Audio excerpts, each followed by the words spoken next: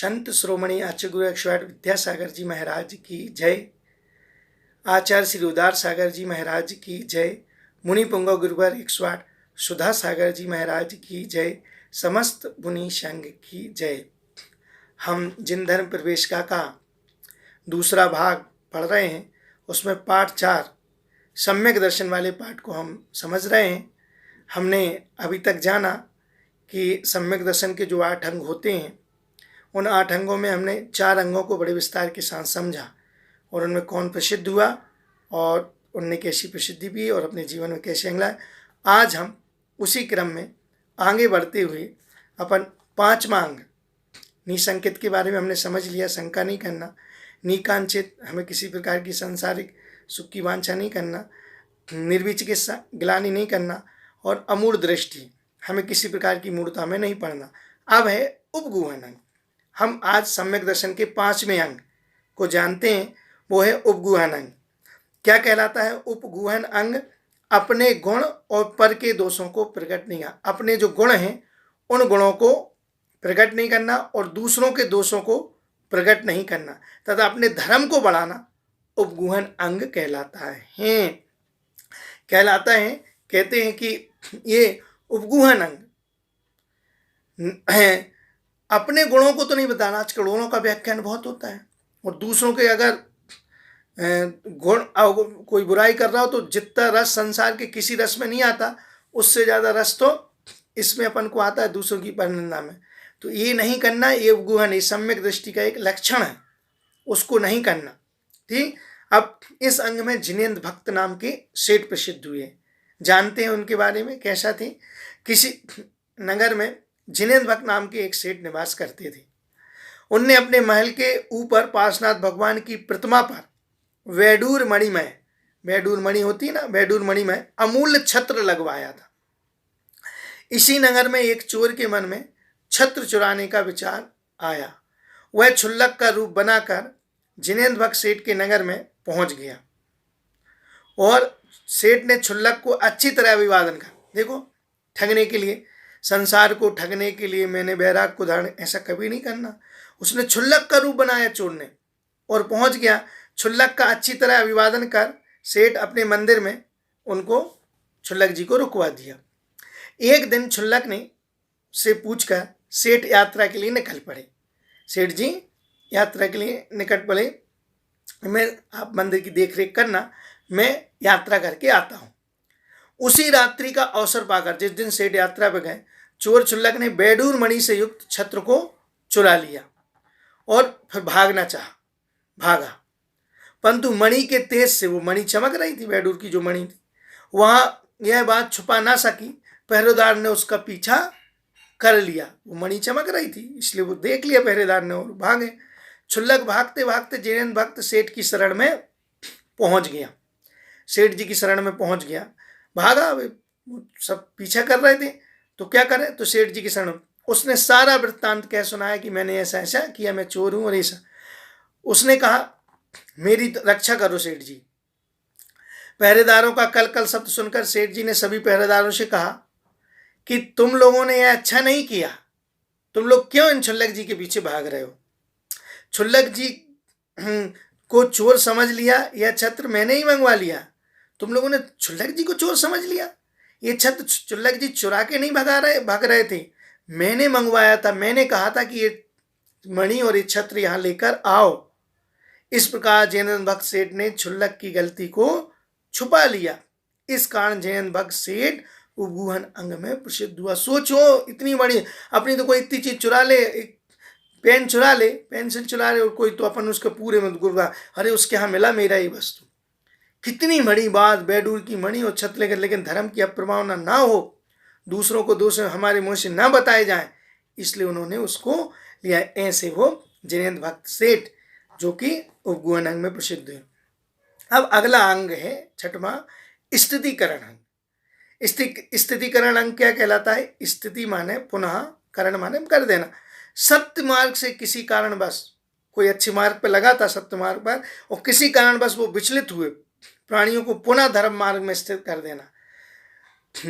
ज्यों का त्यों लगा देना, अपने आप को भी अगर धर्म से च्युत हो गए हो तो फिर से धर्म में लगा देना, या कोई किसी कारण से च्युत हो गया तो उसे धर्म में लगा देना, वो स्थितिकरण अंग कहलाता है। इस अंग में वारिसेन नाम के मुनि प्रसिद्ध हुए। कौन? स्थितिकरण अंग में वारिसेन मुनि। क्या है उनके बारे में जानते हैं। राजगृह नगर में राजा श्रेणक और रानी चेलना रहती थी। उनके वारिसेन नाम का एक पुत्र था। एक दिन वारिसेन शमशान में कायुत्सर्ग मुद्रा में ध्यान कर रहे थे। उसी समय उस नगर का विद्युत चोर सेठानी का हार चुराकर जंगल की ओर भाग रहा था। हार के प्रकाश से कोतवालों ने उसका पीछा किया, किंतु विद्युत चोर ने हार को वारिसेन के आगे डाल दिया। कोतवालों ने हार को वारिसेन के आगे पाकर उसे चोर समझ लिया। भाई वो हार किसके पास मिला? वारिसेन के पास। तो कोतवालों ने क्या समझा? इसी ने हार चुराया होगा, वारिसेन ने समझा। राजा ने अपने पुत्र वारिसेन का मस्तक छेदने का आदेश दे दिया कि इसका मस्तक छेद दो, इसने चोरी की है।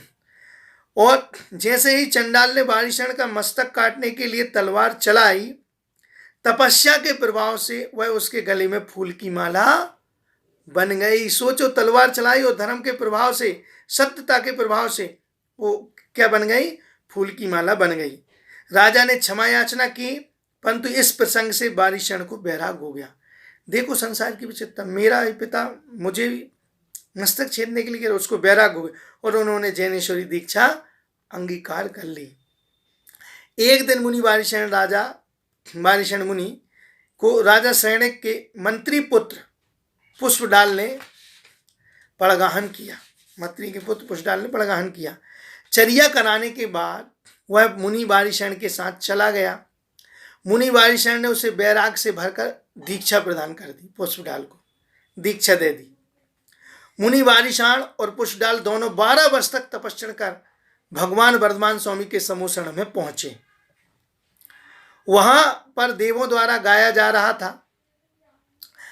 पति जब प्रवास को जाता है तब स्त्री खिन्न चित्त होकर मैली कुचैली रहती है, परंतु जब वह घर छोड़कर ही चल देता है तब वह जीवित कैसे रह सकती है, ऐसा गाया जा रहा था। अगर जब प्रवास को जाए तो चित्त खेत खिन्न रहती है, और अगर पूरे छोड़ को भी छोड़कर ही चला जाए तो फिर कहते हैं वो जीवित कैसे रह सकती है। पुष्पडाल ने जैसे ही इस गीत के भाव समझे और अपने और पारिवारिक गृहस्थ जीवन पर उसका मन चला गया, उसका मुंह जागृत हो गया पुष्पडाल का। जैसे ही जाना, वारिसेन मुनि यह जानकर स्थितिकरण के लिए उसे अपने नगर ले गए। अब वारिसेन मुनिराज कि ये पुष्पडाल भ्रष्ट हो रहे हैं, तो वो अपने नगर में ले गए वारिसेन। महारानी चेलना ने अपने दोनों मुनिराजों के लिए 2 आसन दिए, एक सराग आसन और एक वीतराग आसन। वारिसेन मुनि ने वीतराग आसन पर बैठकर कहा कि हमारा अंतापुर बुलाया जाए, मतलब पूरा राजपाट जो हमने भोगे हैं वो सब व्यवस्थित किया जाए, रानियां वगैरह बुला जाए। महारानी चेलना ने आभूषणों से सजी हुई 32 रानियां बुलाकर खड़ी कर दी। पूरी की पूरी रानी वारिसेन की खड़ी कर दी। वारिसेन ने पुष्पडाल से कहा कि ये रानियां और मेरा युवराज पद ग्रहण करो। ये 32 रानियां, इनको ग्रहण करो और युवराज पद ग्रहण करो। यह सुनकर पुष्पडाल अत्यंत लज्जित हुआ, बहुत लज्जित हो गया। उसने सोचा मुझे धिक्कार है कि मैं कहाँ बाह्य वैभव की चाह कर रहा था। इन तो 32 रानियां, इतना वैभव, युवराज पद, ये सब छोड़ के चले गए और मैं कहाँ एक पत्नी के पीछे पड़ा हूँ और क्या संसार में सोच रहा हूँ। मुझे तो आत्मा का कल्याण करना है। इस प्रकार विचार करते उत्कृष्ट वैराग को पुष्पडाल प्राप्त हुए। इस प्रकार स्थितिकरण अंग में वारिसेन मुनिराज प्रसिद्ध हुए कि देखो पुष्पडाल मुनि भ्रष्ट हो रहे थे तो उनको स्थिति कैसे करें। नगर जाकर रानियों को सजाया। सब लोग तो आश्चर्य में पड़ गए कि क्या कर रहे हैं वारिसेन मुनिराज, लेकिन उन्होंने पुष्पडाल को स्थितिकरण करना था। इस प्रकार से ऐसा खत्म हुआ। इसलिए अगर कोई धर्म से च्युत हो जाए तो उसे दान से, द्रव्य से, प्रेम से, जैसे भी बने उसको स्थितिकरण करना चाहिए। भ्रष्ट आदमी को और भ्रष्ट नहीं करना चाहिए, उनको स्थितिकरण करना चाहिए। अब है 7वां अंग वात्सल्य अंग। वात्सल्य अंग क्या कहलाता है? साधर्मी जनों के प्रति गाय बछड़े के समान, निश्चल प्रेम करना। गाय और बछड़े का निश्चल प्रेम रहता है। कैसा? अगर बछड़ा कुएं में गिर जाए तो गाय से भी कूद जाएगी बछड़े को बचाने के लिए कुएं में। क्यों? निश्चल प्रेम है। और गाय, बछड़ा कुछ गाय को देता नहीं है, बिल्कुल निश्चल, कोई छल नहीं रहता, ऐसा प्रेम रहता है। ऐसा साधर्मियों के प्रति वात्सल्य रखना, ऐसा प्रेम रखना। जैसे गाय बछड़े के प्रति स्वाभाविक स्नेह रखती है, वैसे ही रत्नात्रय के धारी चतुर्विध संग मुनियार का शावक शावका आदि स्वाभाविक स्नेह रखना वात्सल अंग कहलाता है। वात्सल अंग में विष्णु कुमार मुनि प्रसिद्ध हुए। कैसे हुए विष्णु कुमार मुनिराज? जानते हैं अपन। उज्जैनी नगरी के राजा श्री वर्मा के 4 मंत्री थे। कितने मंत्री थे? 4 मंत्री। चारों मंत्री दिगंबर जैन मत के विरोधी थे। संक्षेप में, एक समय वे अकम्पनाचार आदि 700 मुनिराजों का जब आगमन हुआ, राजा प्रजा उनके दर्शनार्थ के लिए बाहर उद्यान में पहुंचे। सभी लोग दर्शन करने के लिए मुनिराज के पहुंचे। अकम्पनाचार्य महाराज ने सभी संघ को कह दिया कि राजा मंत्री आदि के आने पर कोई उनसे कोई वार्तालाप न करे। यह बात मुनि सुरसागर जी नहीं सुन पाए। राजा मंत्री आदि सभी प्रजाजन को लौटते समय सुरसागर मुनिराज के दर्शन हुए। मंत्रियों ने मुनिराज का उपहास किया, बहुत हंसी मजाक किया। उपहास सुनकर मुनिराज ने शास्त्रार्थ करके चारों मंत्रियों को हरा दिया। मुनिराज को यह बात पता नहीं थी, जब आचार्य ने आज्ञा दी थी कि मंत्रियों से और राजा से किसी को बात नहीं करना है, क्योंकि आहार करते हुए लेट आए थे, उन्होंने सुन नहीं पाए, तो चारों मंत्रियों को हरा दिया। वापस आकर उन्होंने यह वार्ता अपने आचार्य महाराज से बताई कि चारों मंत्री बहस कर रहे थे और मैंने उनको शास्त्रार्थ में हरा दिया। आचार्य महाराज ने कहा कि संघ पर घोर उपसर्ग आने वाला है, इसलिए जहां शास्त्रार्थ हुआ था तुम वहीं जाकर आत्म ध्यान में लीन हो जाओ। जहां तुमने शास्त्रार्थ किया जिस जगह पर, उसी जगह पर तुम लीन हो जाओ जाके ध्यान में। मुनि सुरसागर जी ने वैसा ही किया। अत्यंत लज्जित और क्रोध से भरे उन चारों मंत्रियों ने विद्रोह की भावना उनकी भड़क गई। उन्होंने समस्त संघ पर उपसर्ग करने का विचार कर मुनि संघ के निवास स्थल की ओर, अब मैं सारे संघ को जला डालूंगा, ऐसा सोचकर चारों मंत्री मुनि संघ के निवास स्थल की ओर प्रस्थान किया। बीच में ही सुरसागर मुनिराज को कायस्वर मुद्रा में खड़े देखकर सभी कहते हैं हम सभी इन्हीं के कारण अपमानित हुए हैं। वो चारों मंत्री बोलते इन्हीं के कारण अपमानित हुए हैं अपन, इसलिए उन पर ही सभी मिलकर प्रहार करते हैं। जैसे ही चारों मंत्री मुनिराज पर प्रहार करने के लिए तैयार हुए, नगर देवता ने उन्हें उसी अवस्था में कीलित कर दिया। ज्यों कहते हैं स्टॉप कर दिया। ऐसे तलवार मार रहे थे तो ऐसे ही स्टॉप हो गए। प्रातः सभी नगरवासियों ने चारों मंत्रियों की घोर निंदा की। राजा ने मंत्रियों को नगर से बाहर निकाल दिया। चारों मंत्रियों को नगर से बाहर निकाल दिया जो मुनिराज पर इस प्रकार से कर रहा हूं। चारों मंत्री हस्तिनापुर के राजा महापद के राज्य में गए। अब वहां से निकाल दिया तो हस्तिनापुर पहुंच गए। वो उज्जैन नगरी से कहां पहुंच गए? हस्तिनापुर पहुंच गए और राज्य में गए और अपनी कुशलता से राजा के हृदय को उन्होंने जीत लिया। बढ़िया अपनी प्रभाव दिखाया और जीत लिया। चारों को मंत्री पद से विभूषित कर दिया। चारों को मंत्री बना दिया राजा ने और प्रसन्न होकर कहा तुम जो वर मांगो देने के लिए मैं तैयार। इतने प्रसन्न हो गए राजा कि जो तुम वर मांगोगे मैं देने के लिए तैयार हूं। मंत्री ने कहा अवसर आने पर मैं आपसे वर मांग लूंगा। कुछ समय व्यतीत होने पर हस्तिनापुर नगर में अकम्पनाचार आदि, वो जो उज्जैन नगरी में घटना घटी थी, वो पूरा संघ अकम्पनाचार का 700 मुनिराजों का आगमन हस्तिनापुर हुआ।